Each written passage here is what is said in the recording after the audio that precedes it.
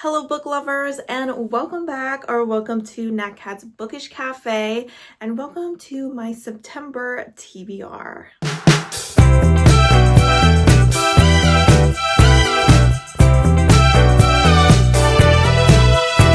Alright guys, September is fast approaching and it is finally time to return to my TBR game. She has been on hiatus since May and I am very excited to get back to her, especially since I just recently made some updates to the rules, and I will go ahead and link that video up above. I just posted last week, but just in case you missed it and want to go ahead and see the rules of the game and what some of those big changes are. But just as a quick summary, I play Leserin Agedicht, which is based off of the German game Mensch Agedicht, which many people may know as Parcheesi. So I love my game. If you want to go ahead and see previous rounds, I will go ahead and link the playlist up above as well. As far as September goes, I don't really have any big plans for September. It's kind of almost a transition month for the most part. It is still very much summer here in the Pacific Northwest, but we are creeping a little bit into fall, so I will be taking that into account while picking my books. No! Oh my gosh. Everything's fine. Okay, I'm sorry. That was me just realizing that I didn't film the viewer prompt. Before I started rolling, I was like, Natalie, do not forget the viewer prompt. And I forgot the viewer prompt. Oh. Why? I think I always have to I always create a little table where I put roll one, and this is going to be the genre, this is going to be the prompt, this is the book I'm going to pick. I have to put at the bottom, after all my rolls, I have to put viewer prompt, so I make direct eye contact with it. Don't worry, I will go ahead and film that once I'm done filming here, and I will go ahead and attach it to the end of the video. I have done this before. Unfortunately, I am still relatively new to viewer prompts, so I apologize, but we will get it done. That being said, one of the rules I changed is that I no longer do punishments. So I no longer am going to review the previous month's TBR to see if I accomplished it, because it doesn't really matter anymore. So that being said, we can go ahead and jump right over to Natalie by the game board for rule number 1. All right, everyone, here we are back at the board. She is looking how she did at the end of May. And again, a reminder about a pretty big change. We are going to be starting with 10 rolls instead of 5. So without further ado, let's go ahead and jump into roll number 1 out of 10.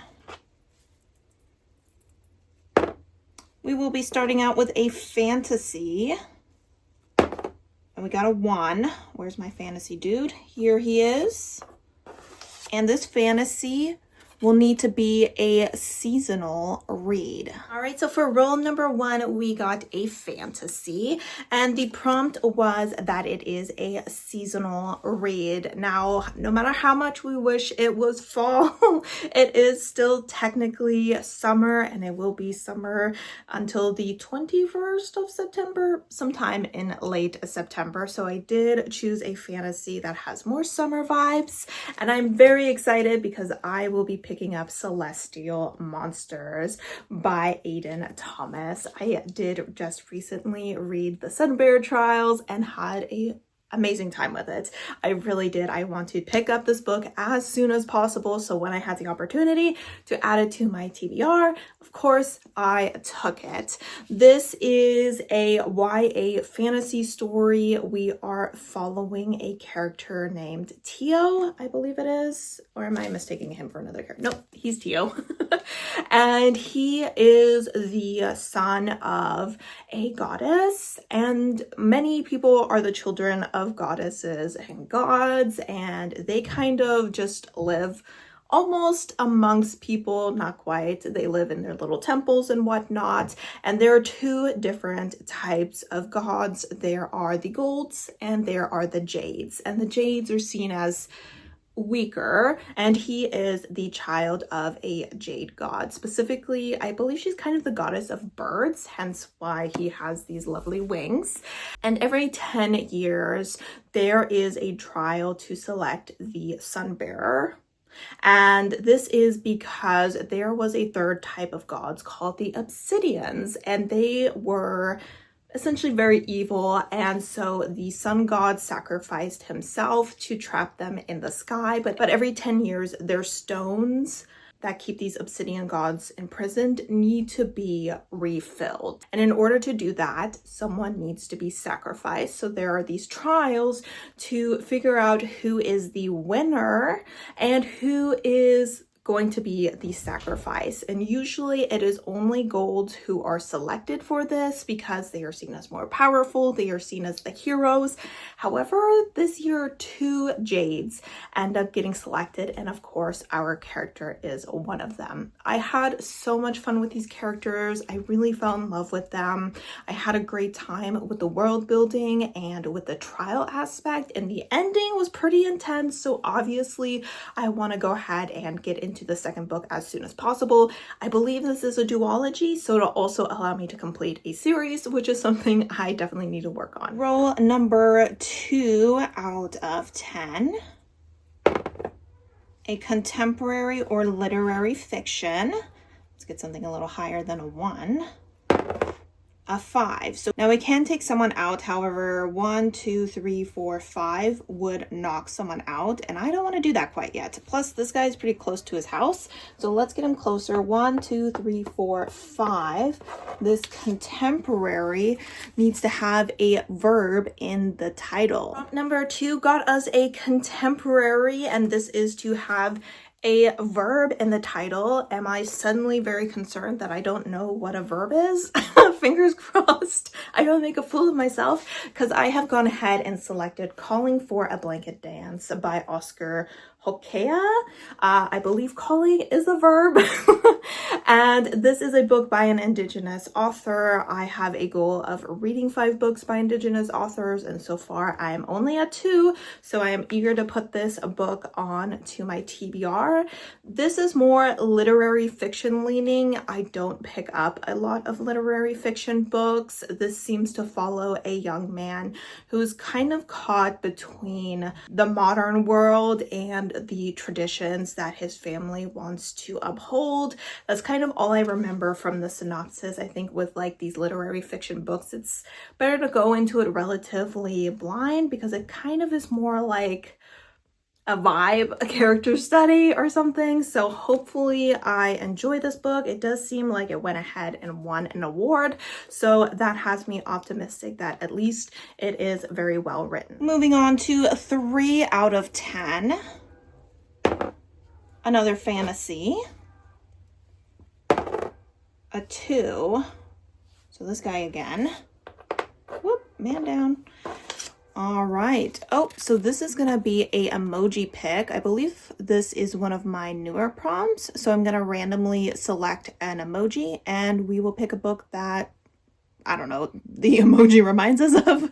All right, for roll number 3, we ended up getting another fantasy, and this one was to be an emoji pick. So let's go ahead and watch me select that emoji. All right, so I am being a little bit lazy and am just recording my screen instead of doing a screen recording, because that can be a little bit annoying sometimes. I am here at a random emoji generator. This is just the one that randomly popped up. How many? I just need 1, and I'm going to randomize. Okay. a little detective dude. All right, so as you saw, we got like a little detective looking dude. So I decided to go ahead with a fantasy that has a slight mystery aspect to it. And I am deciding to continue a series by Ali Theron, and I am reading Star-Crossed. I believe I gave the first book 5 stars. This is kind of a historical fantasy story where we are following people who have kind of special abilities. Specifically, one of the characters we follow has the ability to touch objects and kind of look into their past. Now, this can be very dangerous because he can get trapped in the past, so he tries not to use his powers very often, but he ends up meeting another man who does not have any abilities. However, he works very closely with those who do so that they can hunt down possibly dangerous artifacts, and that's what they were doing in the first book. They were kind of trying to figure out what artifact was coming, why it was coming, who was bringing it, and the end definitely left some things unresolved, so they have to go ahead and continue on with their search for these people that are clearly trying to cause a little bit of mayhem.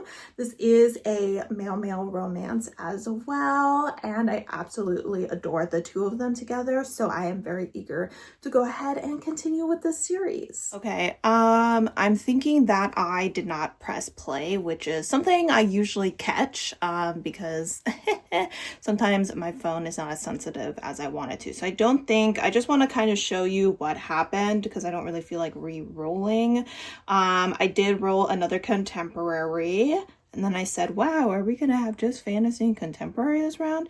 And then I rolled a 1 and I moved this guy from there to there. And I ended up getting the prompt of paranormal aspect, where I stated that paranormal would have to be one of the subgenres. All right, roll number 4 left us with some technical difficulties, so I apologize for that. But we got another contemporary and we ended up getting the prompt of a paranormal aspect to it. And I'm very excited to say that I'm going to be picking up Devil's Mark by Lark Taylor. And now I have not done my wrap up for July, but I have read a book by this author because you guys selected it for me. So thank you very much for that, because I had a great time with it. However, that book seemed to be a part of a series that came after this series. So while it was okay for me to read, I definitely got a lot of references to couples in this first series, and so I was like, I gotta read that series.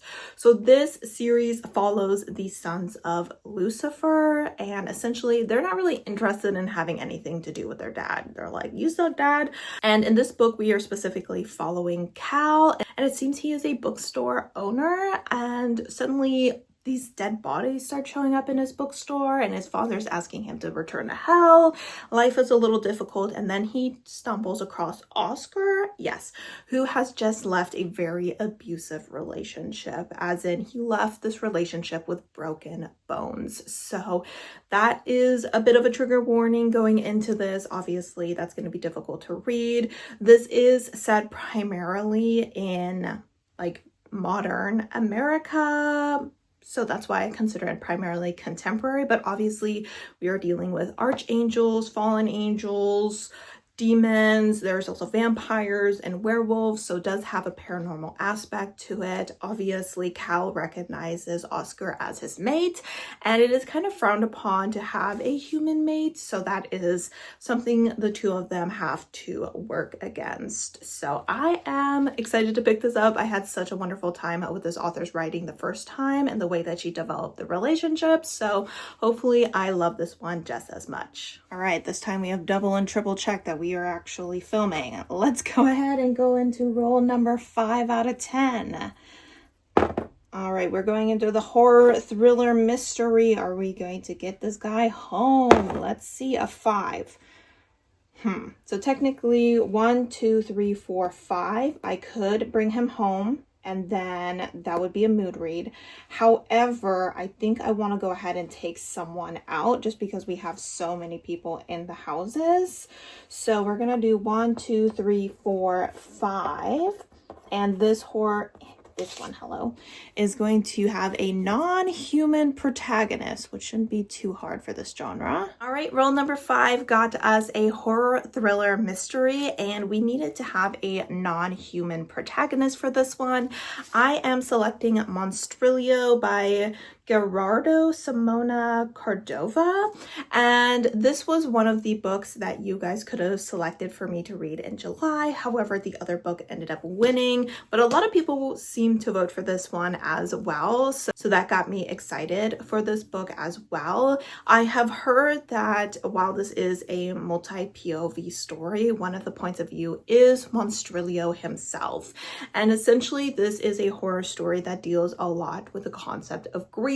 We have a mother who loses her young son, and I believe she takes a part of his lung and grows it into this little monster that is Monstrilio.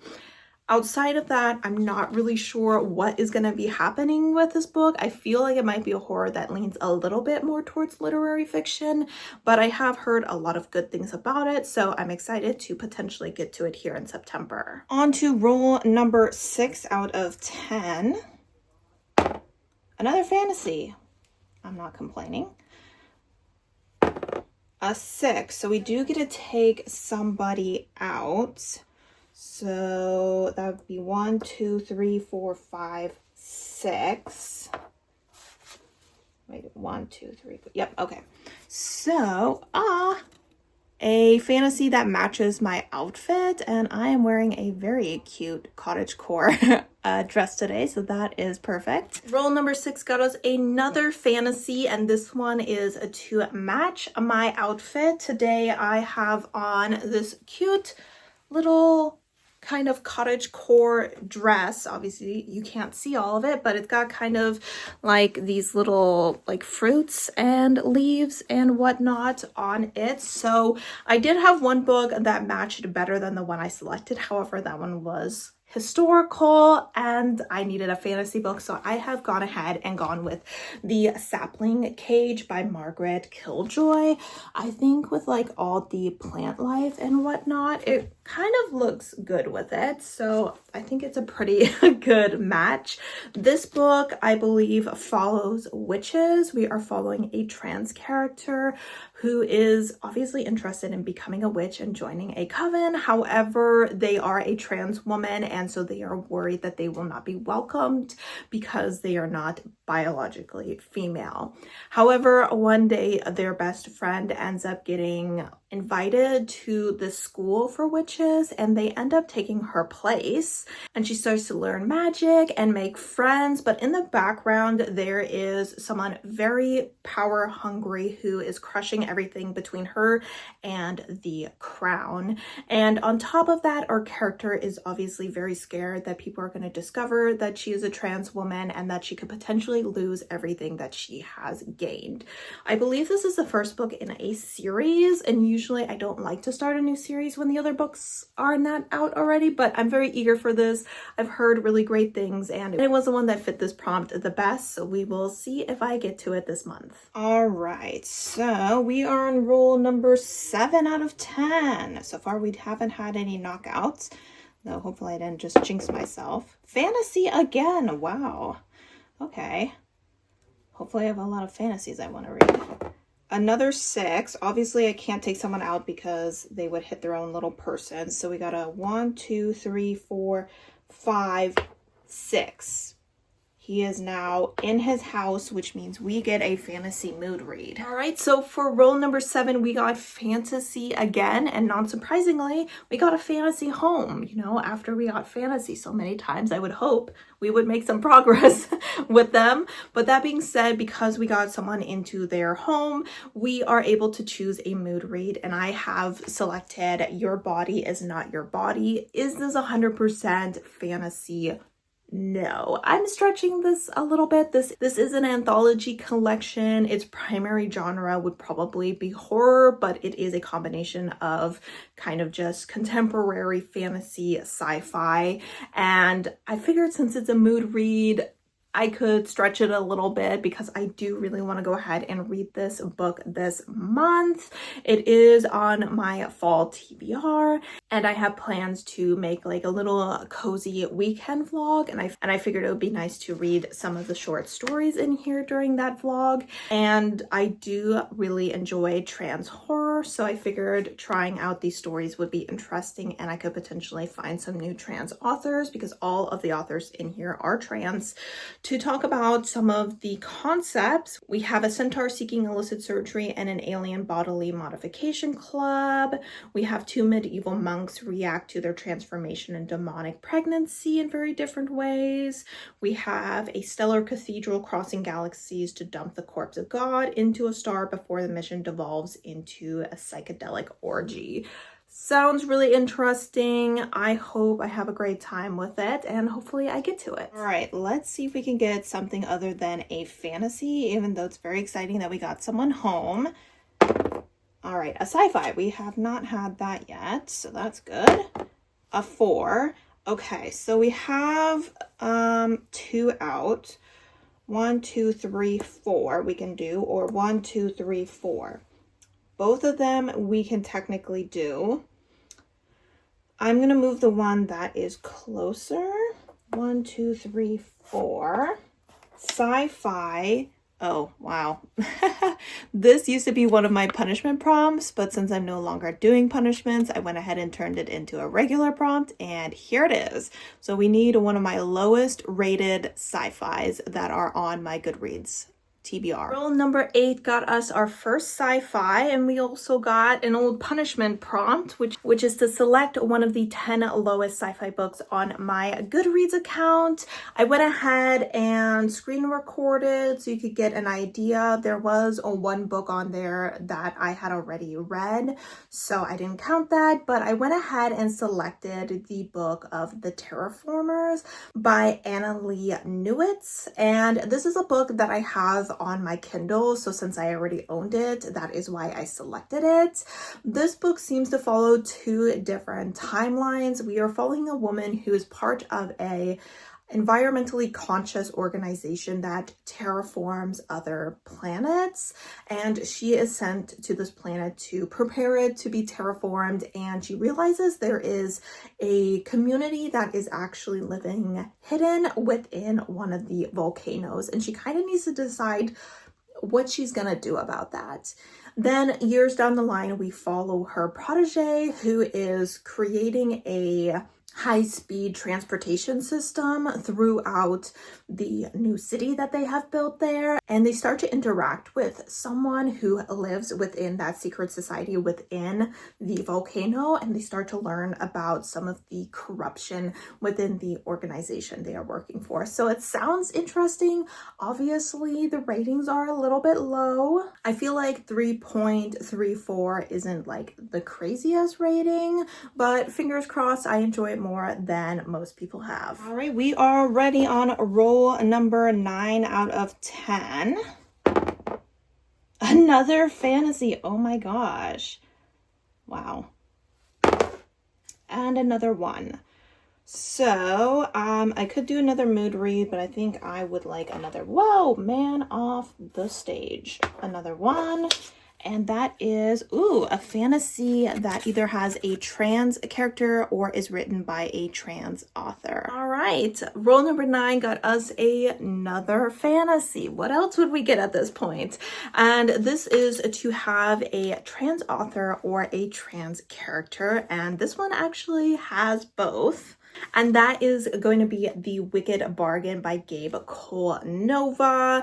I have read a couple books. No, I haven't read a couple books. I've only read 1 book by this author, and that is their retelling of Pride and Prejudice. Most ardently, they are the author of that. If I'm incorrect, I'm sorry. Okay, I double checked. Yes, Most Ardently is the book that I have read by them. So this one is a fantasy duology, maybe? There's at least 2 books out in the series, and we are following a trans character who wants to be a pirate, and it seems they have essentially made a deal with the devil in order to be a successful pirate. However, our character has special abilities to control fire and ice, and it seems that the devil finds out that they have these abilities, and they kidnap their father and bring him down to hell and let them know that they can either exchange their soul for their father's, or obviously their father is going to be trapped there. And our character decides to choose a third route and they set out to save their father. So I know that I have enjoyed this author's writing before. That concept does intrigue me. Pirates isn't like always 100% my thing, despite the fact that I'm a big fan of the Pirates of the Caribbean, or the Caribbean. I'm sorry. I'm just not saying anything right in this clip. But that being said, I'm excited to check out another book from this character. And this is the third fantasy book on this TBR that features a trans character. We also have these two. So I already had these two selected and I was like, do I have a third book that's fantasy with a trans character? Yes, I do. We love our trans characters in this house. All right, and let's see what our final roll is gonna give us. Keeping with theme. Okay, a 6. So I can take someone out, right? 1, 2, 3, 4, 5, 6. Yes, or 1, 2, 3, 4, 5, 6. I feel like it's getting kind of crowded over here. Okay, so what am I gonna do? What am I gonna do? What am I gonna do? I think I'm gonna go ahead and move this one. 1, 2, 3, 4, 5, 6. All right. Ooh, coin flip. So I'm going to choose 2 books and flip a coin to see which one I read. All right, roll number 10, the final roll. And we ended up getting coin flip. So let's go ahead and see my 2 options. Option number 1 is going to be Beholder. This one is on my fall TBR. I only managed to get 1 of my fall TBR books on this TBR, so I would like to get another one. This is, I believe, a YA horror. The second genre is fantasy. It's the only one on my TBR, or on my fall TBR, that is considered more fantasy leaning. And then we also have The Husky and His White Cat Jizun by Ru Bao Buchirao.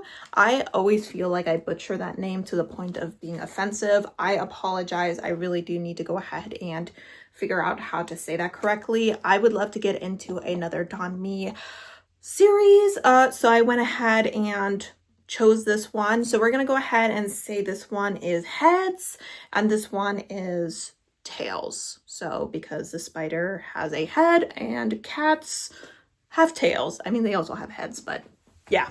I have hunted down a quarter from Missouri.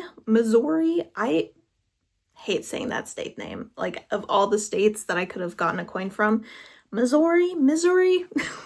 So, like we said, heads is going to be Beholder and tails is going to be the Donmi with the very long title. This is what heads looks like. And this is what tails looks like. I have not flipped a coin in years. Let's see what happens. There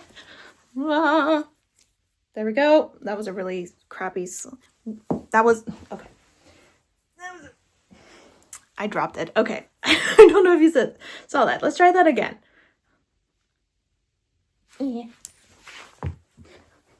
Where'd it go? Okay. Third time's the charm. It keeps bouncing off my hand. I feel like my catching abilities is worse than my flipping abilities. Okay. We did it. We did it. Here it is. What is that? Heads. Okay. That's what it was the first time too. So heads. So that means we're going to go ahead and read Beholder by Ryan LaSala. This, like I said, is a YA horror. We have a character who has been invited to a very prestigious party. He's really excited about this. However, when he arrives, he ends up getting shoved by someone into the bathroom and they say, do not come out, no matter what. And then chaos breaks out. And when he finally leaves the bathroom, everyone is dead and there is something crawling along the walls of New York that is hunting and looking to take over. sounds creepy. I believe this has something to do with mirrors, or maybe like I misheard like something that was like moving through the windows and like mirrors and stuff, but I am thoroughly intrigued. I love their book, The Honeys, so I'm excited to read some more of their horror. All right, guys, this is the moment where I go back and film your guys's flip so that you guys can go ahead and figure out what you guys will be reading this month. Just a reminder for the rules of the viewer prompt, as well as winning a giveaway after we have played this game for a year. You will want to go ahead and read a book that fulfills the prompt within the month of September. So you have until the very last day of September in your time zone, and you want to go ahead and make sure you're reading at least 50% of the book and completing it in September. So if you started the book in another month but have read less than 50% of it, as long as you're reading more than 50% of it and finishing it in September, that works. You also want to make sure that you are commenting when you finish the book, and you'll want to do so by the end of September in order to have your name placed into the bowl, jar, vase, whatever I end up using, so that I can pull you out at the end of the year and see if I can send you a book. So that being said, here is the video that I haven't filmed yet, but hopefully you get something good. All right, apologies everyone for forgetting again, but I've got ahead and set up the board. So again, this is the viewer prompt. So we're gonna go ahead and roll and see what genre. Hopefully not sci-fi. Maybe you'll get fantasy, since that has been so popular this time. Nope. Contemporary and literary fiction. And as far as rolls, a 1. I feel like we've been getting a lot of 1s. So we're gonna move this one little guy here. Okay, similar to your last 5-star read. So go ahead and think of some of the vibes, tropes, plot points, and whatnot that was happening in the last book you gave 5 stars, and then pick a contemporary or literary fiction book that has some of those same elements in it. All right, guys, there is one more part of my TBR, and that is my challenge cup. So let's take a look at how I'm doing. So these are the 3 books that I am currently needing to read for the challenge cup video. This one, as you can tell, I have already started it. However, I put it down in June, and so I just need to return to it. I'm just not like super in the mood for it, but I'm also not like wanting to DNF it. This one is a reread, and this one is long as hell. So yeah, we are not doing so good on my challenge cup. I did go ahead and DNF the book that I pulled for, I think it was the July poll. So it was either July or June, but it was one of the books that I pulled the last time, and that was Unwell Women. Unfortunately, I ended up DNFing that, and I will obviously talk about that in my July wrap up. But let's see which book I end up adding to this large stack of books. Obviously, I just put 10 books on my TBR, which did not include those. So I know that I'm not going to read all the books on my 10 book TBR because I need to prioritize these books. The unfortunate thing is, I'm more excited for the books that I put on my TBR than I am for these challenge books, but we're going to try to get at least to a couple of them this month. So there are only 3 more options in here. One of them I know, the other 2 I have forgotten, because what do I say every time I do this? I don't remember what's in here. All right, let's go with this one. Come here. You have been chosen. Okay. Oh my gosh, I'm so scared. What if it's the one I don't want? I think that's upside down. Nope, now it's upside down. Disability Rep, Blackbird Bluebird by Sophia Pasternak. Okay, I don't own this book, but let's pull it up. All right, so this is a YA story. Like I mentioned, the category for this was disability representation. We are following a young girl who has a brother who is suffering from leprosy, and she is seeking a cure for him. I believe at the beginning of the story, he gains the attention of essentially the angel of death. And so they are trying to outrun this angel of death because she does not want her brother to die, and they are seeking a cure for him so that they can stay together. It sounds like it'll be a fun time as far as middle grades go. Some middle grades can just be so dark and serious, but hopefully my library has it. I'm assuming I double checked that my library had it before I put it on this list, but this is one I am pretty excited for, and the fact that it's a middle grade should definitely make it an easier and quicker read. All right, guys, so here are all of our options to read in September. We have lots of books to choose from, and luckily we don't have to read them all. On top of this, we have the Star-Crossed, we have the Terraformers, and we have Blackbird Blue Road. I think I got all of the ones that were not in this stack. That being said, guys, I would love to know which ones of these you have read. Let me know kind of which ones to prioritize. Yes, I know I should be prioritizing the challenge books. I would also love to know which books you are planning to read in September, including the book that you will be reading for your viewer prompt. As always, guys, thank you so much for supporting my channel by watching my videos, and I hope to see you next time.